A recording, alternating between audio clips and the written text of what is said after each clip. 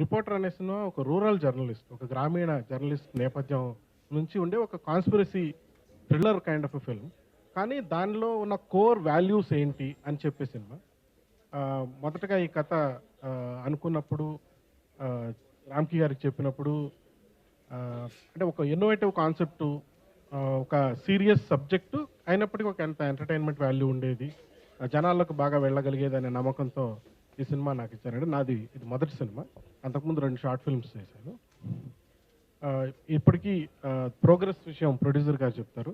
Main concept నిజానికి చెప్పాలంటే మా సినిమాలో శిరాశ్రీ గారు ఒక సాంగ్ రాశారండి. జర్నలిజం యాంథమ్ అని చెప్పొచ్చు లిటరల్లీ. ఏంటంటే, నీరు ఆర్పలేని నిప్పు ఒక్క నిజం, నిజం ఆయుధంగా నడిచే జర్నలిజం అనే ఈ 2 సెంటెన్సెస్ చాలు మొత్తం సినిమాలో ఉన్న జిస్ట్ చెప్పడానికి. అది సినిమా. దాదాపు కంప్లీట్ అవ్వొచ్చింది. రిపోర్టర్ అది యాక్చువల్గా మీ పేరే.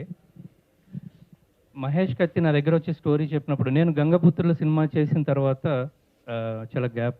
ఎందుకంటే నేను నా బాడీ లాంగ్వేజ్కి తగ్గ స్టోరీస్ గురించి నేను వెయిట్ చేశాను.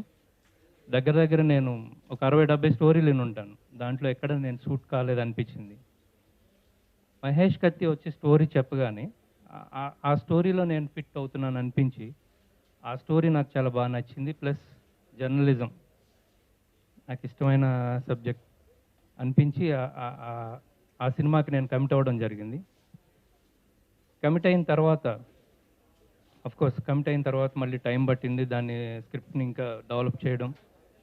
ఆ డెవలప్ చేసే విధానంలో మాకు శంకర్ గారు కూడా చాలా కోఆపరేట్ చేశారు, చాలా హెల్ప్ చేశారు. సో అందులో ఒక క్యారెక్టర్ దగ్గరికి వచ్చేసరికి, ఈ క్యారెక్టర్ ఎవరు చేస్తే బాగుంటుందా అంటే, చాలా ఇంపార్టెంట్ క్యారెక్టర్ ఒకటి ఉంది, అది ఎవరు చేస్తే బాగుంటుందా అనే సందర్భం వచ్చిన తర్వాత మహేష్ గారికి నాకు వచ్చిన మొదటి ఆలోచన, శంకర్ గారిని అడిగితే ఎలా ఉంటుంది అని. చలపతిరావు గారు మదర్ దగ్గర నుంచి కూడా నాకు వాళ్ళతో ఫ్యామిలీ రిలేషను.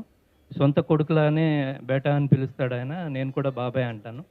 సో బాబాయ్ ఇట్లా సినిమా చేస్తున్నాను అంటే మహేష్ని పిలిచారు ఆయన. మహేష్, నీకున్న అనుభవం ఏంటో నాకు తెలియదు, వీడు నా కొడుకు, నువ్వు జాగ్రత్తగా ఎక్కడ ఇబ్బంది లేకుండా చెయ్యి, నేను చేయాల్సి వస్తే కనుక క్యారెక్టర్ ఏదైనా ఉందంటేనే చూడు, లేకపోతే వద్దు అంటే బలవంతంగా వాడు అడుగుతాడు, అయినా నువ్వు అలా చెప్పకు అంటే, లేదు బాబాయ్ పలానా క్యారెక్టర్ మీరే చేయాలి అని చెప్పి బాబాయ్ని అడగడం. సో తర్వాత సురేష్ గారు కూడా సేమ్ సొంత తమ్ముళ్ళలాగా ఫీల్ అయ్యి, నిజంగా దిస్ ఈజ్ నాట్ మూవీ అన్నట్టు మాకు జరగలేదు, సొంత ఫ్యామిలీలానే మేము ఇది చేసుకున్నాం. ఫస్ట్ నుంచి మమ్మల్ని, మా కథని, మా సినిమాని ప్రేమించిన ఒకే ఒక వ్యక్తి రఘు కుంచే. ఈ సినిమా రిలీజ్ అయిన తర్వాత మీరు కూడా చెప్తారు ఇది మనది అని, ఎందుకంటే ఆ సబ్జెక్ట్ అలాంటిది. సబ్జెక్ట్ మీతో రిపోర్టర్తో లింక్ అయ్యి ఉన్నది, రిపోర్టర్ని హైలైట్ చేసే మొత్తం అలాంటి సబ్జెక్ట్ ఇంతవరకు రాలేదేమో అనే అంత గొప్ప సబ్జెక్ట్ కాబట్టి నేను I'm so happy. And Tashu Kaushik కూడా స్టోరీ చెప్పగానే ఆమె కూడా చాలా హ్యాపీగా ఒప్పుకొని, నేను చేస్తున్నానండి రామ్కి గారు అని చెప్పేసి. ఇందులో ఈ సినిమాలో ముఖ్యంగా ఎందుకో డబ్బు కోసం చేసిన వాళ్ళు ఎవరో కనిపించలేదు నాకు. ఆ అభిమానంతో, ఆ సబ్జెక్ట్ మీద నమ్మకంతో చేసిన వాళ్ళే కనిపించారు. రామ్కి అంటే నాకు రవి తర్వాత రవి అంతటివాడు, మొండివాడు. సినిమా తీస్తున్నాను బాబాయ్ అంట నా దగ్గరికి వస్తే, వద్దురా రోజులు బాగాలేవు, ఏదో 4 రూపాయలు సంపాదించుకున్నావు, నీకు అవసరమా ఇది అన్న. కాదు బాబాయ్, కథ బాగా నచ్చింది నాకు, నేను సరిపోతాను ఆ వేషానికి, అందుకని మొదలెడుతున్నాను అంటే నేను చాలా డిస్కరేజ్ చేశా. కానీ వినలేదు. మొండాడని చెప్పాను కదా ముందే. ఆ మొండితనంతో పేరులోనే కత్తి దాచుకున్న కత్తి అనే డైరెక్టర్ దొరికాడు. ఆ డైరెక్టర్ని తీసుకొచ్చాడు కథ చెప్పడానికి. ఏమయ్యా, నీ పేరులో కత్తి ఉంది, కథ కూడా కత్తిలాగా ఉండాలి, మా వాడిని మరి ఏం చేస్తావో నువ్వు. మా వాడికి అనుభవం తక్కువ, కాకపోతే వీడి అదృష్టం ఏంటంటే ఫస్ట్ పిక్చర్తోనే అవార్డు కొట్టాడు స్టేట్ నంది సాగరపుత్రుల్లో. సో దాని మీద వీడి మీద నాకు నమ్మకం వచ్చింది. సో కష్టపడతాడు, బాగా కష్టపడతాడు, ఒక గొడ్డులాగా కష్టపడతాడు, రాత్రి పగలు అనేది లేదు, ఆ పని అయ్యే వరకు నిద్రపోడు. అది ఉంది ఆ పట్టుదలే నీకు సక్సెస్ తెస్తుందిరా, సరే జాగ్రత్తగా చేయన్న. దాని తోడు అనుభవజ్ఞుడైన మా శంకర్ తగిలాడు. శంకర్తో కథలో కూర్చోబెట్టారు. తర్వాత వేషం కూడా వేశాడని చెప్పాడు. మా సురేష్ అడ్డంగా బలిశాడు. ఇదే నేను చూడటం. ఇంతవరకు చూడలే. సురేష్ హీరోలాగా ఉండేవాడు ఎప్పుడు. వాడిని కూడా బిడ్డ అని పిలిచేవాళ్ళం. బిగినింగ్ నుంచి నా కొడుకు వేశాడు. చూస్తే గమ్మత్తుగా ఉన్నాడు. క్యారెక్టర్ బాగుండి ఉంటుందిలే అనుకున్నా. డెఫినెట్గా బాగానే తీసి ఉంటాడు కత్తి. మీరు చూస్తారు. ప్రెస్తో నా రిలేషన్షిప్ వచ్చి బిగినింగ్ నుంచి చెప్పాలంటే, బిగినింగ్లో ప్రెస్ అంటే భయపడేవాడిని.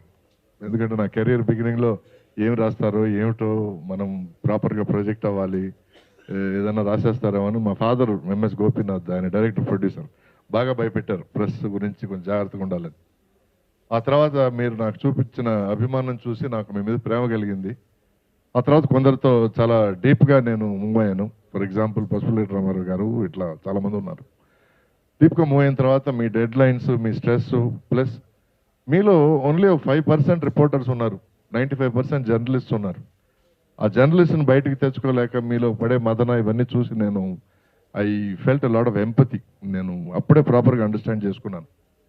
అటువంటి ఒక సబ్జెక్ట్ గురించి సినిమా తీస్తున్నారనగానే నేను చాలా హ్యాపీగా ఫీల్ అయ్యాను. మెయిన్గా ఇక్కడ ఏమిటంటే అండి, రోజుకు ఒక హీరోయిన్ వస్తున్నారు బాంబే నుంచి.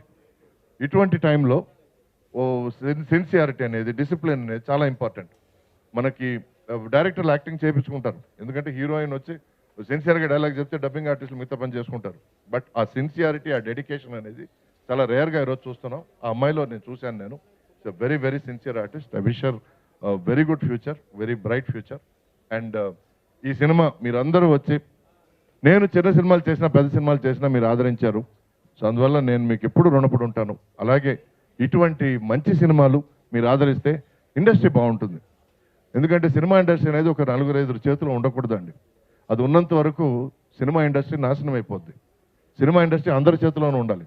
చిన్న సినిమా, మీడియం సినిమా, పెద్ద సినిమా, అందరి చేతిలో సినిమా ఉంటేనే సినిమా ఇండస్ట్రీ బాగుంటుంది. So on this note, thank you very much. I'm very happy to be part of this film called Reporter. The biggest reason I'm a part of this film Reporter is the story of the film. Ramki Garu very well explained what is it actually deals with, and it is a very realistic cinema, and it's not a very hero in the film. He's playing a very strong character, and all the reporters, all the journalists, all the people from media would relate to his character. He's not the character who will be larger than life, or he'll be like, jumping from one building to another. He's a very realistic character in the film. Apart from the characters in the film, my director and producer and my cameraman, they have worked really hard, even on the locations and smallest detail of every shot. They have all, gone really far off to get a realistic location so that the scene comes out very authentically, and they've worked really very hard. My first experience to work with Suresh sir, and I must say this is his look in the film, and that's how I met him. And today when I walked in, I saw him, I was like, my dad looks really cool, seriously. So yes, thank you. It was a pleasure working with him. He's a great actor, you already know. And my experience, I told Mahesh sir also first day when I was shooting with Suresh sir, I went and I told Mahesh sir, I'm like really nervous to shoot with him. He said, don't worry, he's a very chilled out person. And actually when we started doing a couple of scenes together, I was very comfortable. Like looking into his eyes, whatever he's saying, I could feel it, and I think that really helped. And I think that is the best part when you work with senior actors. You get confidence just by being next to them and in front of them. So thank you, Suresh sir. And about Shankar sir, people say he's very strict, he's very quiet, but honestly, the simple constant smile on his face is what you will see on the sets every time. It's a very mysterious smile. You might you can't figure it out what is the reason behind his smile, but he's a very humble person. When I met him, I told him I'll send you a request on Facebook, because here a lot of connection happens through Facebook. So I sent him a request, and when I looked at his Facebook profile picture, it was a very serious face, like very strict, so I actually came back, and my request was pending for a very long time. So I was very nervous, maybe he's upset with me, he'll not accept my friend's request. And then I told him, sir, I sent you a request. Okay, I'll accept it. So he's like that humble. And apart from he acting in the film, of course, it was very important as a, I'm still a struggler, I can say. Sir gave me very valuable tips when we were doing scenes together, my timing, my diction, everything. So thank you for all the guidance, sir. About my hero and producer, of course. It's a very difficult job to manage both the roles as a producer and also working as a hero. But this film has taken quite some long time. But honestly speaking, nothing is compromised. He's put in his best efforts. Everything he's given his 100%. There is no compromise. There is no hurry burry. Nothing at all. And I wish that after Ganga Putrulu, he again gets very, very, very good name for reporter because he's really worked hard. And he genuinely played the reporter in the film for sure. Then, of course, sir, this is my second time that I'm meeting him. My first film with him was Dushasana. So I was just reminding him, sir, do you remember me? So like, I'm glad that he did. Mahesh sir, very cute, very famous on the sets, of course, for being very quiet and very chilled out director. He's always smiling, he's always relaxed, no tensions, nothing. And at the same time, he's always calculating. But a very simple and a very nice person to work with. And because of his passion, I think he relates to every scene, every character very well. So he's given a wonderful opportunity to me to be a part of this film. And thank you, Mahesh sir, seriously. And thank you all.